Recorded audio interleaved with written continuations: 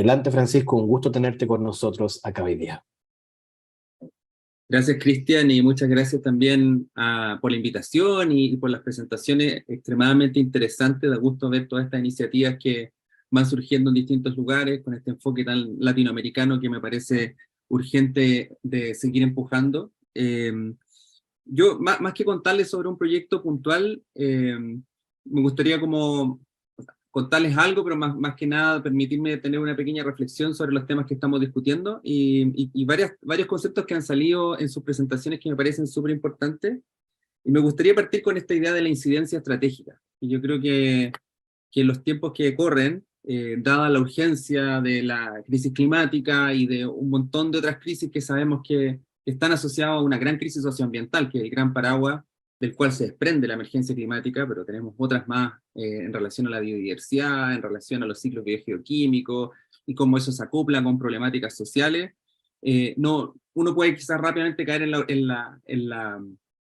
como en un sentido de desesperanza o precipitarse a tratar de hacer cualquier cosa sin pensarlo mucho, sin reflexionarlo, y eso a veces lleva a que los recursos que son escasos y las energías también que muchas veces son escasas, las de cada uno de nosotros y también las colectivas y las que vamos articulando a través de instituciones gubernamentales o organizaciones de la sociedad civil, tenemos que tratar de dar una vuelta adicional y pensar cómo las canalizamos de la manera más efectiva posible. Yo creo que justamente eso está detrás de esta idea de la incidencia estratégica.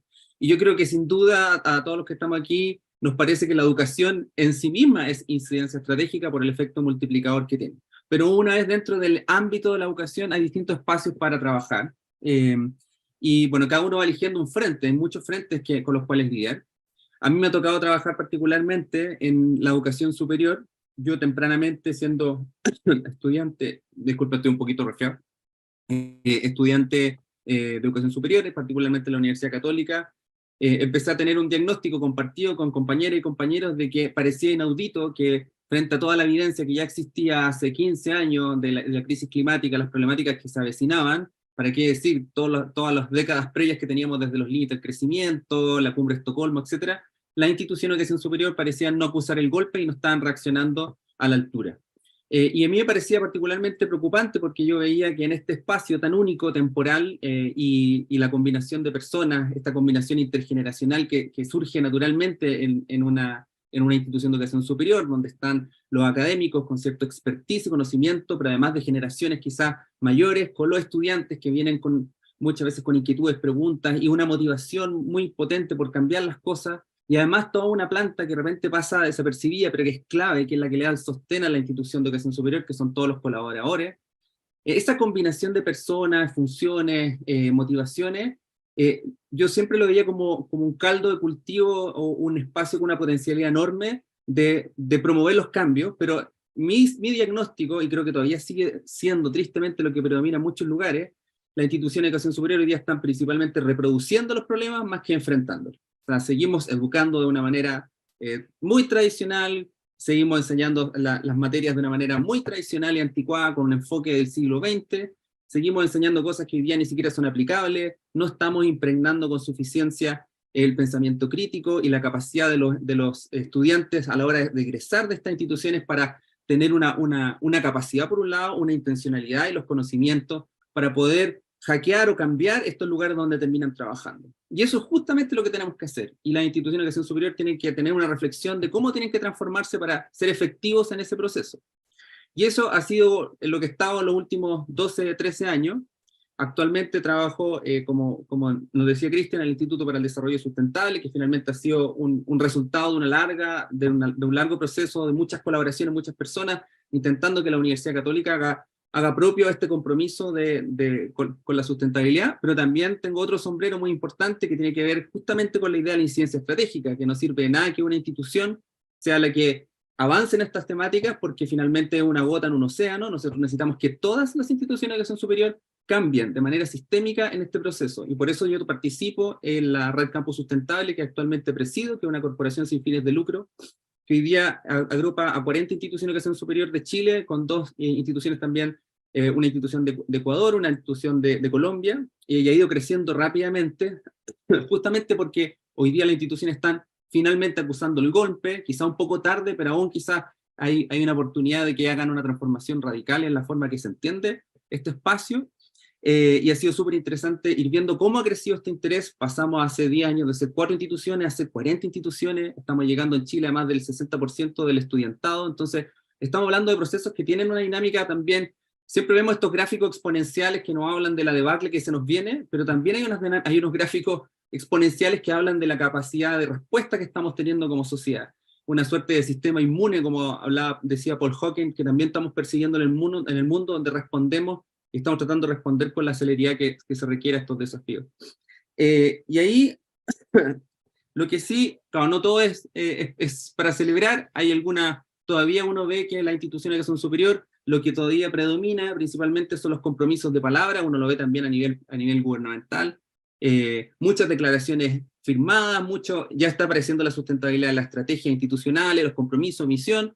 En algunos casos ya también están avanzando en acciones, pero más bien incrementales, que de repente uno se cuestionaría qué tanto poder transformador tienen las instituciones, pero todavía estamos retrasados en ver cambios en lo neto, o sea, en que podamos medir y constatar de que las instituciones están comenzando a cambiar la curva en el sentido del impacto ambiental que generan, que es muy importante, pero también cambiar esta curva en el sentido de que están formando a una masa crítica de agentes de cambio, de los agentes de cambio que el mundo necesita.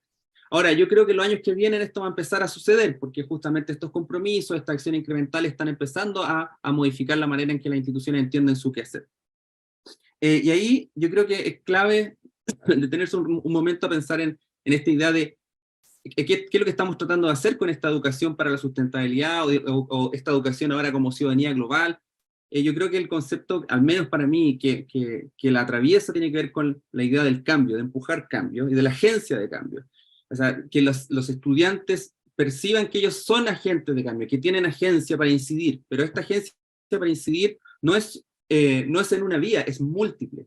Y yo creo que ahí es súper importante cuidar y resguardar también esta vocación de activismo que tienen las nuevas generaciones, porque hoy día necesitamos un efecto de resistencia también frente a ciertas dinámicas que tienen una inercia muy grande, que a veces no queda otra opción que hacerle frente, pero también yo creo que tenemos que ampliar la mirada a la lógica más amplia de agentes de cambio, donde las personas que egresan de las instituciones que son superior debiesen entender cómo con una pertinencia disciplinar, con una pertinencia respecto al rol que van a tener en las empresas, en el gobierno o en alguna fundación, donde sea que trabajen, ellos debiesen tener capacidad de hacer un diagnóstico y ver cómo pueden impulsar transformaciones en ese determinado ámbito que propendan hacia la sustentabilidad. Entonces, necesitamos en las universidades y en las instituciones que son superiores en general, cuestionar cómo estamos enseñando, cómo estamos diseñando curricularmente las carreras para que éstas incorporen de manera relevante la sustentabilidad.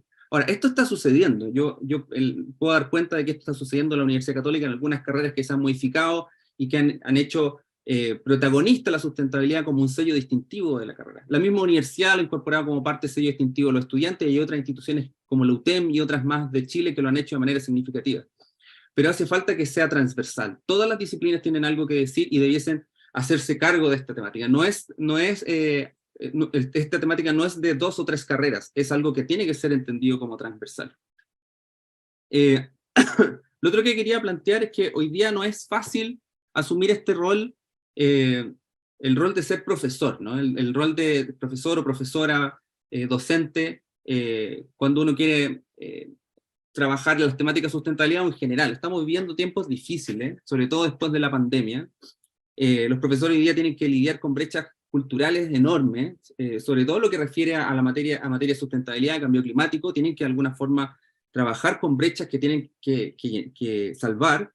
Además, bueno, tenemos todo este legado de las brechas educativas que vienen producto de la pandemia, y además hay algo que es súper importante que yo creo que no debemos perder de vista, es que hay una creciente ansiedad frente a la crisis climática, la crisis socioambiental, y que se está haciendo evidente en las nuevas generaciones. Y esa ansiedad tenemos que atenderla de una manera constructiva. Puede llevar a respuestas que son contraproducentes, puede llevar a la desesperanza y puede llevar quizá a generar más problemas que soluciones. Ahora no significa que tengamos que ser ingenuos respecto a lo que está sucediendo, pero sí tenemos que hacernos cargo. Y yo creo que ahí los profesores, me atrevo como a mencionar algunas cosas que yo creo que les puede servir. Por un lado, yo creo que es clave hoy en día innovar radicalmente en la pedagogía. súper interesante los casos que mencionaban ustedes en ese sentido, Arnaldo, Pax y Yolanda. Yo creo que hoy día hace falta, duele que esto suceda y con fuerza. Tenemos que innovar en las metodologías de docencia, donde pensemos en actividades que son mucho más dinámicas, donde incorporemos la simulación para entender los sistemas complejos, donde incorporemos los diálogos, la conversación, para que las personas también no adquieran un modelo de enseñanza que los lleve a la pasividad, sino que justamente lo que queremos es que ellos puedan hacerse oír y que puedan entablar discusión y desarrollar sus propios argumentos. Y lo otro que yo creo que tenemos que empezar a hablar, y de repente le hacemos un poco el quite, es que hagamos lo que hagamos, por muy rápido que avancemos, los efectos, hay muchos efectos de la crisis climática y de otros problemas que hemos generado como sociedad, igual van a tener impacto, y como bien se mencionaba, en Latinoamérica es una de las regiones que se ven más afectadas. Por lo tanto, también tenemos que enseñar resiliencia y adaptabilidad. Y eso es algo que no podemos obviar y tenemos que empezar a incorporarlo con relevancia. Los estudiantes les va a tocar, en su generación, bueno, y a nosotros también, tener que lidiar con condiciones socioambientales que van a ser muy complejas y para las cuales no estamos preparados para nada. Y hoy día todavía estamos enfocándonos solamente en la mitigación y en la conciencia de las problemáticas que vienen, pero también tenemos que de alguna forma hacernos cargo de entregar las herramientas para enfrentarlo. Lo otro que yo creo que es clave, y ya me voy a ¿qué significa dirigir instituciones de educación? Yo creo que, bueno, quienes dirigen instituciones de educación hoy día tienen un rol muy preponderante. Tienen que lidiar con cosas muy difíciles, como la complejidad socioeconómica que todos tenemos que enfrentar. Las instituciones muchas veces están haciendo malabares para poder sostenerse económicamente, y también tienen que empezar a enfrentar desafíos que van más allá de la enseñanza. O sea, se les está pidiendo más que antes.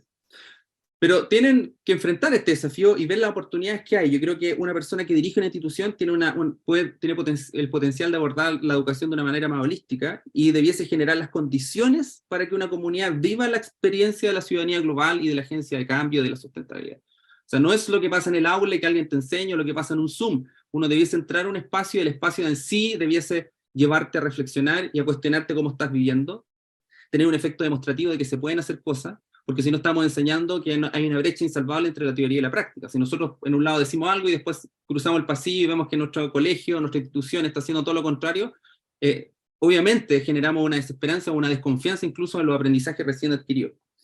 Entonces, es súper importante que esto se encarne en la infraestructura también, los espacios, en cómo los diseñamos, cómo los conseguimos, ir más allá del aula.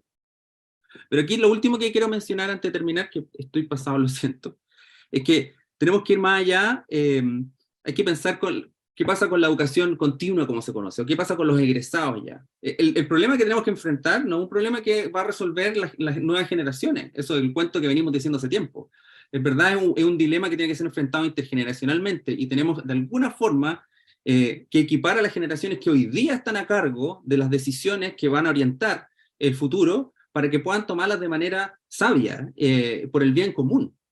Y para eso tenemos 10 años para girar el timón, y después tenemos que sostener con fuerza un nuevo rumbo. Y ojo, que sostener ese rumbo va a ser difícil, porque en la medida que pasa el tiempo y por la inercia de las problemáticas que estamos viviendo, cada vez van a haber más emergencias que van a servir, entre comillas, de excusa para decir, no, dejémoslo para más adelante. Es cuestión de mirar lo que está pasando con la guerra en Ucrania o lo que sucedió con la pandemia. Mientras más se manifieste la crisis climática, eso va a ser mucho más cotidiano. Entonces, por lo tanto, tenemos que hacer un cambio que tenga que ser consistente y duradero. Entonces, yo creo que tenemos que entender que necesitamos una masa crítica intergeneracional de gente de cambio que sean capaces de orquestar y colaborar en esta mega odisea. Y yo creo que esta es la gran palanca del cambio sistémico que tenemos que accionar ya. Entonces, en ese sentido, creo que tenemos que pensar en la educación en todas las etapas y para siempre. Y yo creo que también tenemos que abrirnos a mezclar generaciones. Yo creo que hay varios ámbitos educativos en los cuales todos tenemos que letrarnos o alfabetizarnos, y de repente no es necesario que hagamos distinciones generacionales innecesarias, sino que convoquemos abiertamente y hagamos educación comunitaria. Eso, muchas gracias. Gracias, Francisco, por esa apasionada presentación y por todas las claves que nos dan, que sin duda son también muchas de las reflexiones que compartimos acá en UNESCO, y también muchas de las personas que nos acompañan en el panel también.